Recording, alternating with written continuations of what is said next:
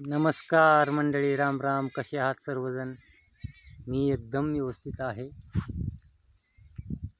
तर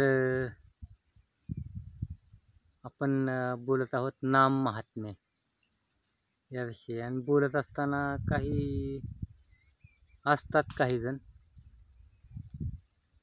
असं म्हणतात की सौ चूहे खा के बिल्ली बिल्ली चली हज को. तर त्यांना माझं एवढंच सांगणं आहे, किती जरी अपराध केला माणसाने, किती जरी काही जरी केलं, आपण तर काही तसं केलेलंच नाही म्हणा. तर महत्त्व कशाला आहे? आपण जेवढं आपण खाली जाऊ, खालच्या अधोगतीला जाऊ जाऊ, पण ज्यावेळी आपल्या मनात एक विचार येतो की आपल्याला अधोगतीला नाही जायचं, आपल्याला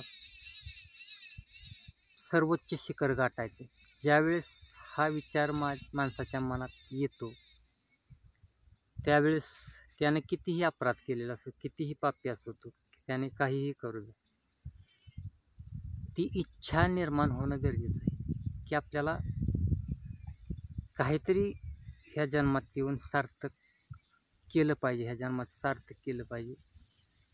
श्रीहरीचं नाव किंवा जे काही सत्कार्य असेल, ज्या सत्कार्यातून, ज्या सत्कृत्यातून आपली प्रगती होणार आहे, असं इच्छा ज्यावेळेस निर्माण होईल, त्याच वेळेस तो हा भवसागर तरून जाईल, अन्यथा नाही.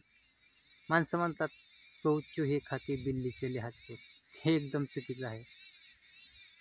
सौ खाल्ली त्याने, 100 उंदरं खाल्ली त्या मांजराने, परंतु 100वे उंदीर खात असताना त्याच्या मनात असं आलं की आपल्याकडून फार पाप झालेलं आहे, आता बास इथं थांबलं पाहिजे. कुठेतरी थांबण्याची आपण नाही, ते प्रत्येकजण हा जन्म घेतच आलेला असतो. कधी मांजराचा प्राप्त झाला असेल, कधी गाय बैल झाला असेल, कधी अन्य योनीत जन्म, कधी वृक्ष झाला असेल. कुणीच ह्या भूमीवरती असा नाही की त्याला कोणता जन्म भोगावा लागला नसेल. तर एवढं सांगणं आहे की आपण मानव जन्मात आलेलो आहे, ते आपले अनेक पहिले जन्म झालेले असतील अथवा झालेले आहेत, म्हणून हा मानव जन्म आपल्याला काहीतरी चांगलं करण्यासाठी, चांगला उद्देश देऊन आपल्याला देवानं ह्या पृथ्वीवर पाठवलेला आहे. आणि हा मानवजन्म जर त्याच क्रिया करण्यात व्यर्थ गमावला, भय मैथून, आहार निद्रा, भय आणि मैथून ह्यातच घालवला, तर पशुमध्ये, प्राण्यांमध्ये आपल्या ह्या मानवी जीवनात काहीच फरक नाही. त्यामुळं इच्छा होणं गरजेचं आहे.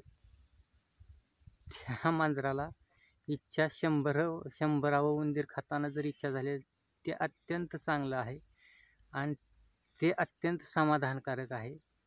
कारण कधीतरी आता वाल्याचा वाल्मिकी कसा झाला, त्याने विचारलं घरी जाऊन की माझ्या पापाचं वाटेदार तुम्ही होणार का?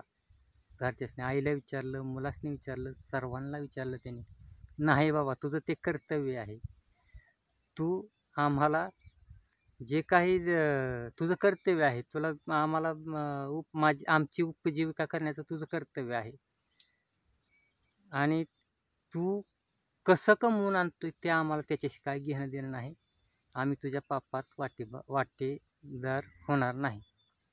त्यावेळेस वाल्मिकीला ज्ञान झाले की बाबा ही कोणाचं नाही, हे जगात कुणीही कोणाचं नाही, आपणच फेडायचं, आपणच करायचं. आणि त्यामुळं माणसाने आपल्या अंतरात्मा जे आहे, आत्म्यात जरा झाकून बघावं.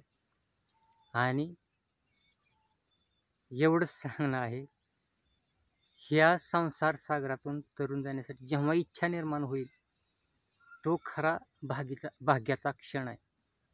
मग ती 100 उंदरं खाऊ किंवा आणि काहीही करू, त्याचं कुणीही काहीही म्हणतं, पण ज्यावेळेस इच्छा होईल माणसाला, तो खरा क्षण. एवढंच सांगणं आहे. व्हिडिओ आवडल्यास लाईक, शेअर, सबस्क्राईब अवश्य करा.